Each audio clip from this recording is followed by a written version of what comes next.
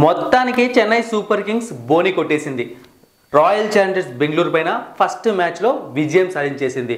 So ఒకసారి match ఎలా జరిగింది, ఎక్కడ తప్పు జరిగింది అన్న విషయాన్ని చూసాము అంటే టాస్ గెలిచిన ఆర్సీబీ బ్యాటింగ్ ఎంచుకుంది.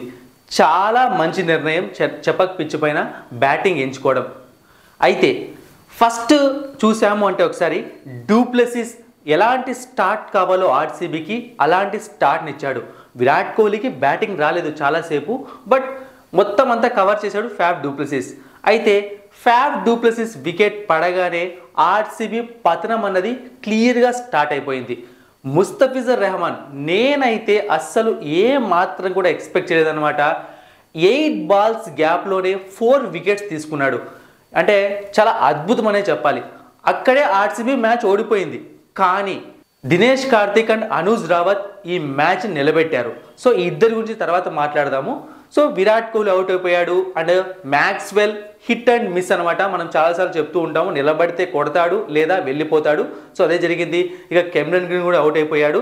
సో ఆర్సీబీ మ్యాచ్ అనేది 5 వికెట్స్ కోల్పోయినప్పుడు అవుట్ అయిపోయింది. ఎందుకంటే నాకు తెలిసి 89, 85 సంథింగ్ అక్కడే 5 వికెట్స్ కోల్పోయింది. నేనేమనుకున్నాను అంటే మహా అయితే 130, 120, 140 ఆ రేంజ్ స్కోర్ వస్తుంది అనుకున్నాను. కానీ నేను ఎక్స్పెక్ట్ చేయని ప్లేయర్స్ అనమాట. ఎందుకంటే నా ప్లేయింగ్ 11 వీడియోస్ ఎవరైనా ఫాలో అవుతున్నా, నా ప్రివ్యూ వీడియో ఎవరైనా ఫాలో అయినా సరే ఎవరైనా సరే చూశారు అంటే అనూజ్ రావత్ని నేను కనీసం ప్లేయింగ్ 11 కూడా ఇంక్లూడ్ చేయలేదు. అండ్ అనూజ్ రావత్ ఆడతాడని కూడా నేను ఎక్స్పెక్ట్ చేయలేదు. అండ్ దినేష్ కార్తిక్ పైన కూడా నాకు నమ్మకం లేదు. నేను ఈ మ్యాచ్ గురించి మాత్రమే చెప్తున్నాను. సో ఈ ఇద్దరు ఆడతాడని నేను అసలు ఎక్కడ ఏ కళలో కూడా ఊహించలేదని చెప్పాలన్నమాట. అలాంటి ఈ ఇద్దరు కలిసి 95 రన్స్ పార్ట్నర్షిప్ని ఇంక్లూడ్ చేయడం, దాంతో ఆర్సీబీకి చాలా మంచి స్కోర్ వచ్చింది. 173 అంటే చెపక్ పిచ్ పైన ఒక విన్నింగ్ స్కోర్ అనే చెప్పాలి. ఒకవేళ ఆర్సీబీ మంచిగా బౌలింగ్ చేసి ఉండి ఉంటే ఖచ్చితంగా చెన్నై పైన ఫస్ట్ మ్యాచ్లో వాళ్ళు విజయం సాధించేవాళ్ళు. సో ఓకే అయిపోయింది. ముస్తఫిజుర్ రెహమాన్ 4 వికెట్స్ తీసుకున్నాడు, దీపక్ చహర్ 1 వికెట్ తీసుకున్నాడు, ఆర్సీబీ ఇన్నింగ్స్ అయిపోయింది. ఇక తర్వాత Chennai super Kings batting start అయింది. రుతురాజ్ గైక్వాడ్ త్వరగా అవుట్ అయిపోయాడు. బట్ రచిన్ రవీంద్ర ఈ పేరుని గుర్తుపెట్టుకోండి. ఇంటర్నేషనల్ ఫార్మాట్లో ఆల్రెడీ ఒక అడుగు ముందుకేసి అందరికీ తనేంటో నిరూపించుకున్నాడు. ఇక ఐపీఎల్లో కూడా తను చాలా బిగ్ ప్లేయర్ కాబోతున్నాడు. దాంతోపాటుగా అతను వేరే టీంలో ఏమి అవ్వడనమాట, సిఎస్కే టీంలోనే చాలా కాలం పాటు ఉండే అవకాశం ఉంది. చాలా అద్భుతంగా పర్ఫామ్ చేశాడు. ఇక నెక్స్ట్ చూసాము అంటే ఒకసారి మనం అజింక్య రహానే. సో తను ఏం చేయాలో, తన రోల్ ఏంటో తను క్లియర్గా పర్ఫామ్ చేసి వెళ్ళిపోయాడు అనమాట. మరోసారి తనకి ఇచ్చిన ఛాన్స్ను కరెక్ట్గా యూజ్ చేసుకున్నాడు అజింక్య రహానే. ఇక నెక్స్ట్ డారెన్ మిచెల్. నేను ఎక్స్పెక్ట్ చేశాను ఇంకొంచెం ఎక్కువ రన్స్ చేస్తాడేమో, అంటే మ్యాచ్ని అంత ప్రెజర్ వరకు తీసుకొని వెళ్లకుండా కొంచెం త్వరగా అయిపోకూడతానేమో అనుకున్నాను. బట్ అవుట్ అయిపోయి వెళ్ళిపోయాడు. అయితే ఆ తర్వాత గేమ్ స్టార్ట్ అయింది. శివం దుబే రావడం, జడేజా రావడం, ఈ ఇద్దరు కలిసి గేమ్ని ఈజీగా ఫినిష్ చేశారు.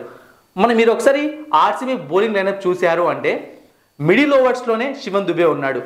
వాళ్లకు స్పిన్ బౌలింగ్ ఆప్షన్స్ ఇంకా చాలా ఉన్నాయి. కరణ్ శర్మకు బౌలింగ్ ఉంది అండ్ మ్యాక్స్వెల్కి బౌలింగ్ ఉంది.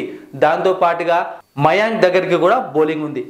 కానీ శివం దుబే క్రీజ్లో ఉన్నాడు అని చెప్పి ఫ్యాఫ్ డూప్లెసిస్ కనీసం రిస్క్ కూడా చేయలేదన్నమాట. అంటే దీన్ని చూసాము అంటే ఎస్, శివం దుబే స్పిన్ బాగా ఆడతాడు.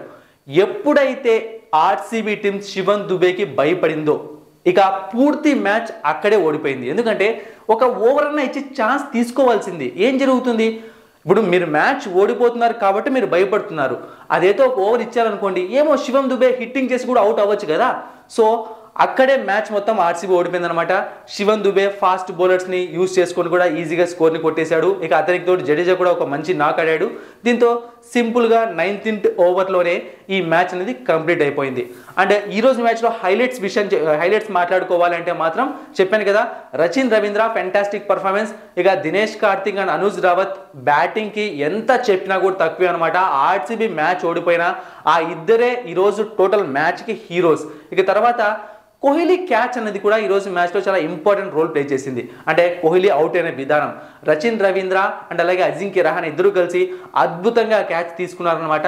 సో ఆ కారణంగానే కొంచెం ఎక్కువ టెన్షన్ పడింది ఆర్సీబీ టీం. ఒకవేళ కోహ్లీ ఇంకొంచెం ఎక్కువసేపు క్రీజ్లో ఉంటే పరిస్థితి ఇంకోలా ఉండేలేము. అంటే 170 కాకుండా ఒక 180, 190 కూడా వాళ్ళు స్కోర్ చేసేవాళ్ళు. చెన్నై కొంచెం టఫ్ పొజిషన్లోకి వెళ్ళిపోయేది. మొత్తానికైతే రుతురాజ్ గైక్వాడ్ తన కెప్టెన్సీలో ఫస్ట్ మ్యాచ్లోనే విజయాన్ని అందుకున్నాడు. అండ్ ఈరోజు ఎంఎస్ ధోని ఒక రికార్డ్ని క్రియేట్ చేశాడు. అది ఏంటి అంటే ఐపీఎల్ హిస్టరీలోనే అతి ఎక్కువ రన్అట్స్ చేసిన వికెట్ కీపర్ అనమాట.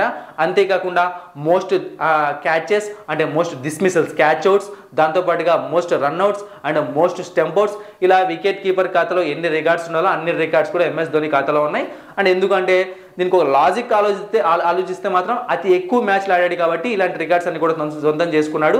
But MS Dhoni wicket keeping చేసిన తీరు మాత్రం ప్రతి ఒక్కరిని ఆశ్చర్యపరిచింది. అంటే తన ఏజ్కి అలాంటి ఫ్లెక్సిబిలిటీ ఉండడం కూడా చాలా గొప్ప విషయం అనమాట. సో అద్భుతంగా వికెట్ కీపింగ్ చేశాడు.